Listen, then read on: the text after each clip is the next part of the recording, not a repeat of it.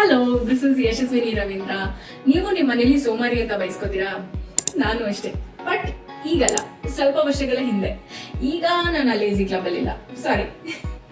ಆದ್ರೆ ನಾನು ಹೇಗೆ ನನ್ನ ಲೇಸಿನೆಸ್ ಇಂದ ಹೊರಗೆ ಬಂದೆ ಅಂಡ್ ಈಗ ಆಕ್ಚುಲಿ ನಾನು ಮೊದಲಿಗಿಂತ ಜಾಸ್ತಿ ಫೋಕಸ್ಡ್ ಆಗಿ ನಾನು ಕೆಲಸಗಳನ್ನ ಮಾಡ್ತಾ ಇದ್ದೀನಿ.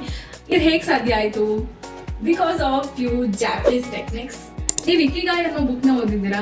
It's all about Japanese life style.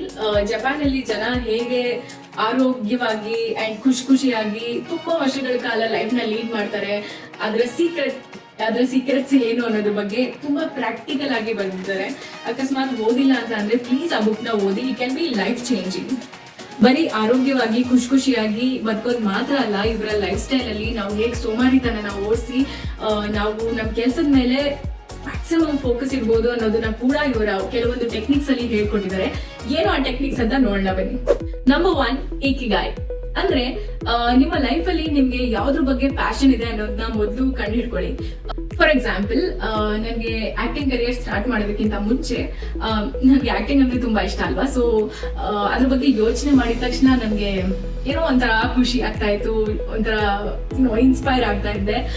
Acting related videos ನೋಡೋದಕ್ಕಾಗಿರ್ಬೋದು, ಅಥವಾ ನನ್ನ ಫೇವ್ರೇಟ್ ಆಕ್ಟರ್ ನ ಮೂವೀಸ್ ನೋಡೋದಕ್ಕಾಗಿರ್ಬೋದು, ಅಥವಾ ಇಂಟರ್ವ್ಯೂಸ್ ನೋಡೋದಕ್ಕಾಗಿರ್ಬೋದು, ಆರ್ ಮೇ ಬಿ ಲೈಕ್ ಈ ಮೂವೀಸ್ ಅಲ್ಲಿ ಬಿಹೈಂಡ್ ದ ಸ್ಕ್ರೀನ್ ತೋರಿಸ್ತಾರಲ್ಲ ಶೂಟಿಂಗ್ ವಿಡಿಯೋಸ್, ಅದನ್ನ ನೋಡೋದಕ್ಕಾಗಿರ್ಬೋದು ತುಂಬಾ ಇನ್ಸ್ಪೈರ್ ಆಗ್ತಾ ಇದ್ದೆ.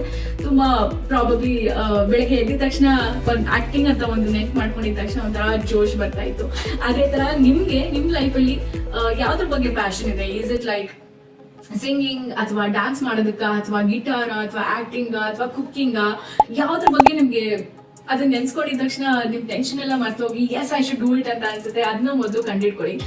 ಪ್ಯಾಷನ್ ಏನು ಅಂತ ನೀವು ಕಂಡಿಡ್ಕೊಂಡಾಗ ಪ್ರಾಬಬ್ಲಿ ನಮ್ಗೆ ಸೋಮಾರಿತನ ಅನ್ನೋ ಕಾನ್ಸೆಪ್ಟೇ ಬರಲ್ಲ ನಮ್ಮ ಮೈಂಡ್ಗೆ. ಅದ್ರ ಬಗ್ಗೆ ಒಂದು ಥಾಟ್ ಸಾಕು, ಅದೇ ನಿಮ್ನ ಬೆಳಿಗ್ಗೆ ಹೊಡೆದು ಎದ್ದೇಳಿಸುತ್ತೆ. ನೆಕ್ಸ್ಟ್ ಟೆಕ್ನಿಕ್ ಹರ ಹಚಿಬು ಅಂತ. I know this sounds weird, but ಈ ಟೆಕ್ನಿಕ್ ಹೇಳೋ ಪ್ರಕಾರ ನಿಮ್ಮ ಹೊಟ್ಟೆ 80% ತುಂಬಿದೆ ಅಂದಿದ ತಕ್ಷಣ ಊಟ ಮಾಡೋದನ್ನ ನಿಲ್ಸಿ. ಎಷ್ಟು ಜನ ಅಬ್ಸರ್ವ್ ಮಾಡಿದ್ರು ಇಲ್ವೋ ಗೊತ್ತಿಲ್ಲ, ನಮ್ಮ ಹೊಟ್ಟೆ ಅರ್ಧಂಬರ್ಧ ಖಾಲಿ ಇದ್ದಾಗ ನಮ್ಗೆ ಕೆಲಸ ಮಾಡುವಂತಹ ಜೋಶ್ ಇರುತ್ತೆ. ಇಷ್ಟೇ ಅಲ್ವಾ, ಈ ಕೆಲಸನೂ ಮುಗಿಸ್ಬಿಡೋಣ ಅಂತ ಕೆಲಸ ಮಾಡ್ತಾನೆ ಇರ್ತೀವಿ. ನಮ್ಗೆ ಒಂದ್ ಕಡೆ ಕೂತ್ ರೆಸ್ಟ್ ಮಾಡೋಣ ಅಥವಾ ನಿದ್ರೆ ಮಾಡೋಣ ಅಂತ ಅನ್ಸೋದೇ ಇಲ್ಲ. ಬಟ್ ಅದೇ ನಾವು ಹೊಟ್ಟೆ ತುಂಬಾ ತಿಂದಾಗ ನಾವು ಕೂತಲ್ಲೇ ನಿದ್ರೆ ಬರುತ್ತೆ. ಸೊ ಈ ಟೆಕ್ನಿಕ್ ಹೇಳೋ ಪ್ರಕಾರ ನಿಮ್ಮ ಹೊಟ್ಟೆ 80% ತುಂಬಿದ ತಕ್ಷಣ ಊಟ ಮಾಡೋದನ್ನ ನಿಲ್ಸಿ ಅಂಡ್ ಮಿಕ್ಕಿದಂತ ಎನರ್ಜಿ ಏನಿರುತ್ತೆ ಅದು ನೀವು ಪ್ರೊಡಕ್ಟಿವ್ ಆಗಿ ಕೆಲಸ ಮಾಡ್ಕೊಳ್ಳೋದಕ್ಕೆ ನೀವು ಪ್ರಿಸರ್ವ್ ಮಾಡ್ಕೊಳ್ಬಹುದು ಅಂತ ಹೇಳುತ್ತೆ. Next technique is the Pomodoro technique. ನಾವು ಏನೋ ಒಂದು ಕೆಲಸ ಮಾಡ್ತಾ ಇರ್ತೀವಿ, ಒಂದು ನೋಟಿಫಿಕೇಶನ್ ಬಂತು ಅಂತ ಅಂದಿದ ತಕ್ಷಣ ನೋಟಿಫಿಕೇಶನ್ ಓಪನ್ ಮಾಡ್ತೀವಿ, ಅದು ಇನ್ನೆಲ್ಲೋ ಡೈರೆಕ್ಟ್ ಆಗುತ್ತೆ, ಅದು ಇನ್ಯಾವುದೋ ಆ್ಯಪ್ಗೆ ಹೋಗುತ್ತೆ, ಅದು ಸೋಷಿಯಲ್ ಮೀಡಿಯಾಗೆ ಹೋಗಿ ನಾವು ಸ್ಕ್ರಾಲ್ ಮಾಡ್ಕೊಂಡು ಎಷ್ಟೋ ಗಂಟೆಗಟ್ಟಲೆ ಟೈಮ್ ವೇಸ್ಟ್ ಆಗಿರುತ್ತೆ. ಸೊ ಈ ಟೆಕ್ನಿಕ್ ನ ಫಾಲೋ ಮಾಡಿದ್ರೆ ನಾವು ಈ ಟ್ರ್ಯಾಪ್ ಇಂದ ಬಚಾವ್ ಆಗ್ಬೋದು. ಈ ಟೆಕ್ನಿಕಲ್ಲಿ ಹೇಳೋದೇನು ಅಂತ ಅಂದ್ರೆ 25 ನಿಮಿಷ ಯಾವುದೇ ಡಿಸ್ಟ್ರಾಕ್ಷನ್ ಇಲ್ಲದೆ ಕೆಲಸ ಮಾಡಿ, ಆಮೇಲೆ 5 ನಿಮಿಷ ಬ್ರೇಕ್ ತಗೊಳ್ಳಿ, ಮತ್ತೆ 25 ನಿಮಿಷ ಕೆಲಸ ಮಾಡಿ, ಮತ್ತೆ 5 ನಿಮಿಷ ಬ್ರೇಕ್ ತಗೊಳ್ಳಿ. ಈ ರೀತಿ ಮಾಡಿದಾಗ ನಮ್ಗೆ ಈ ಕಡೆ ಕೆಲಸನೂ ಆಗುತ್ತೆ ಅಂಡ್ ಬ್ರೇಕು ಸಿಗುತ್ತೆ. Break is so important for human mind. ಇದು ಹ್ಯೂಮನ್ ಟೆಂಡೆನ್ಸಿ. ಅಂಡ್ ಇದ್ರ ಬಗ್ಗೆ ತಿಳ್ಕೊಬೇಕು ಅಂದ್ರೆ the power of habit book ನ ಓದಿ.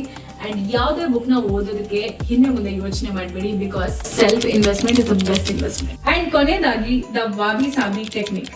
ಈ ಟೆಕ್ನಿಕ್ ನನಗೂ ತುಂಬಾ ಅವಶ್ಯಕತೆ ಇದೆ. ಯಾಕೆ ಗೊತ್ತಾ? ಏನೋ ಒಂದು ಕೆಲಸ ಸ್ಟಾರ್ಟ್ ಮಾಡ್ಬೇಕು ಅಂದ್ರೆ everything should be in the right place, ಅಥವಾ ಏನೋ ಒಂದು ಕೆಲಸ ಮುಗಿಸಿದ್ಮೇಲೆ ಅದರಲ್ಲಿ ಒಂದು ಚಿಕ್ಕ ಫ್ಲಾ ಕೂಡ ಇರಬಾರ್ದು. ಎವ್ರಿಥಿಂಗ್ ಶುಡ್ ಬಿ ಪರ್ಫೆಕ್ಟ್ ಆಗಿರ್ಬೇಕು ಅಂತ ಅನ್ಕೊಳ್ಳೋದು. ಅಂಡ್ ಈ ಪರ್ಫೆಕ್ಷನಿಸ್ಟ್ ಮೈಂಡ್ ಸೆಟ್ ನಮ್ಮ ಸ್ಟ್ರೆಂತ್ ಅಂತ ಅನ್ಕೊಂಡ್ರೆ ನಮ್ಮಷ್ಟು ದೊಡ್ಡರು ಇನ್ಯಾರು ಇಲ್ಲ. ಬಿಕಾಸ್ ಪರ್ಫೆಕ್ಷನ್ ಇಸ್ ಅ ಮಿತ್. ನಮ್ಗೆ ಏನ್ ಪರ್ಫೆಕ್ಟ್ ಅನ್ಸುತ್ತೆ ಅದು ಬೇರೆಯವ್ರಿಗೆ ಪರ್ಫೆಕ್ಟ್ ಅಂತ ಅನ್ಸದೇ ಇರ್ಬೋದು. ಸೊ ಒಬ್ಬೊಬ್ರ ಪ್ರಕಾರ ಪರ್ಫೆಕ್ಷನ್ ಅನ್ನೋ ಡೆಫಿನೇಷನ್ ಚೇಂಜ್ ಇರುತ್ತೆ. ಹೀಗಿದ್ದಾಗ ನಾವು ಪರ್ಫೆಕ್ಷನ್ಗೆ ವೇಟ್ ಮಾಡೋದು totally a waste of time ಅನ್ನೋದು ನನ್ನ ಅಭಿಪ್ರಾಯ. ಯಾಕಂದ್ರೆ ನಾನು ಕೂಡ ಎಷ್ಟೋ ವರ್ಷಗಳಿಂದ ಇದೇ ಒಂದು ಪಾತ್ರಲ್ಲಿದ್ದು ನಾನು ಕೂಡ ವಿಕ್ಟಿಮ್ ಆಗಿದ್ದೀನಿ. ಫಾರ್ ಎಕ್ಸಾಂಪಲ್, ಏನೋ ಒಂದು ಇವೆಂಟ್ ಇರುತ್ತೆ, ಪ್ರಾಬಬ್ಲಿ ನಾನು ಬೆಸ್ಟ್ ವಿಶಸ್ ಅಂತ ಹೇಳಿ ವಿಡಿಯೋ ರೆಕಾರ್ಡ್ ಮಾಡಿ ಕಳಿಸ್ಬೇಕು. ಆ ವಿಡಿಯೋದಲ್ಲಿ ನಾನು ನನ್ನದೇ ಆದಂತಹ ಒಂದಷ್ಟು ಮೈನರ್ ಫ್ಲಾಸ್ ನ ರೆಕಗ್ನೈಸ್ ಮಾಡ್ಕೊಂಡಿರ್ತೀನಿ. ಮೋಸ್ಟ್ಲಿ ನನ್ನ ಹೇರ್ ಸ್ಟೈಲ್ ಲೈಟ್ ಆಗಿ ಡಿಸ್ಟರ್ಬ್ ಆಗಿರೋದಾಗಿರ್ಬೋದು, ಅಥವಾ ಎಲ್ಲೋ ಒಂದ್ ಕಡೆ ಜಾಸ್ತಿ ಸ್ಮೈಲ್ ಮಾಡಿದೀನಿ ಅಂತ ಅನ್ಸಿರ್ಬೋದು. ಈವನ್ ಕಾರ್ ಪಾರ್ಕ್ ಮಾಡಿದಾಗ್ಲೂ ಒಂಚೂರು ಲೆಫ್ಟಿಗೆ ನಿಲ್ಸಿದೀನಿ, ಒಂಚೂರು ರೈಟಿಗೆ ನಿಲ್ಸಿದೀನಿ, ಅದು ಪರ್ಫೆಕ್ಟ್ ಆಗಿ ಹೀಗೆ ಇರಬೇಕು ಅಂತ ಹೇಳಿ ಅದ್ರ ಮೇಲೆ ರೀವರ್ಕ್ ಮಾಡೋದಿದೆಯಲ್ಲ, ದಟ್ಸ್ ವೆರಿ ಎಕ್ಸಾಸ್ಟಿಂಗ್. ನಮ್ಮ ಟೈಮ್, ಎನರ್ಜಿ, ಎಫರ್ಟ್ ಎಲ್ಲದನ್ನು ಈ ರೀತಿ ಬೇಡಿರೋ ಕಡೆ ಇನ್ವೆಸ್ಟ್ ಮಾಡೋದಕ್ಕಿಂತ ಎಲ್ಲಿ ಬೇಕೋ ಅಲ್ಲಿ ಬುದ್ಧಿವಂತಿಕೆಯಿಂದ ಇನ್ವೆಸ್ಟ್ ಮಾಡಿ ಪರ್ಫೆಕ್ಷನಿಸ್ಟ್ ಆಗಬೇಡಿ ಅನ್ನೋದನ್ನೇ ವಾಬಿ ಸಾಬಿ ಟೆಕ್ನಿಕ್ ಹೇಳುತ್ತೆ. ಆ್ಯಂಡ್ ನಾನು ಈ ಟೆಕ್ನಿಕ್ ನ ಫಾಲೋ ಮಾಡೋದಕ್ಕೆ ಆದಷ್ಟು ಟ್ರೈ ಮಾಡ್ತಾ ಇದ್ದೀನಿ and have gotten a little better ಅಂತ ಅನ್ಸುತ್ತೆ. ಯಾರ್ಯಾರು ನಂತರ ಪರ್ಫೆಕ್ಷನಿಸ್ಟ್ ಸಿಂಡ್ರೋಮ್ ನ ಸಫರ್ ಮಾಡ್ತಾ ಇದ್ದೀರಾ ದಯವಿಟ್ಟು ಕಮೆಂಟ್ ಮಾಡಿ. ಈ ಎಲ್ಲಾ ಜಾಪನೀಸ್ ಟೆಕ್ನಿಕ್ಸ್ ಈಸಿಲಿ ಅಪ್ಲಿಕೇಬಲ್ ಅಂತ ನನ್ಗನ್ಸ್ತು. ಅಂಡ್ ನಿಮ್ಗೂ ಈ ವಿಡಿಯೋ ಯೂಸ್ಫುಲ್ ಆಗಿತ್ತು ಅಂತ ಅನ್ಸಿದ್ರೆ ಲೈಕ್ ಮಾಡಿ, ಹಾಗೆ ಈ ವಿಡಿಯೋನ ನಿಮ್ಮ ಫ್ಯಾಮಿಲಿ ಅಂಡ್ ಫ್ರೆಂಡ್ಸ್ ಜೊತೆ ಶೇರ್ ಮಾಡಿ, ಅಂಡ್ ನನ್ನ ಚಾನೆಲ್ಗೆ ಸಬ್ಸ್ಕ್ರೈಬ್ ಮಾಡಿ. ಹಾಗೆ ನನ್ನ ಚಾನೆಲ್ ನಲ್ಲಿ ಯಾವ ವಿಷಯದ ಬಗ್ಗೆ ವಿಡಿಯೋ ನೋಡೋದಕ್ಕೆ ಇಷ್ಟಪಡ್ತೀರಾ ಅನ್ನೋದನ್ನ ನನಗೆ ಕಮೆಂಟ್ ಮಾಡಿ, ಅಥವಾ ನನ್ನ ಇನ್ಸ್ಟಾಗ್ರಾಮ್ ನಲ್ಲೂ DM ಮಾಡಿ, ಬಿಕಾಸ್ ಯುವರ್ ಒಪಿನಿಯನ್ ಮ್ಯಾಟರ್ಸ್. ಸರಿ, ಹಾಗಾದ್ರೆ ಮುಂದಿನ ವಿಡಿಯೋದಲ್ಲಿ ಸಿಗೋಣ. ಅಲ್ಲಿವರೆಗೂ ನಮಸ್ಕಾರ. ಅಷ್ಟೇ.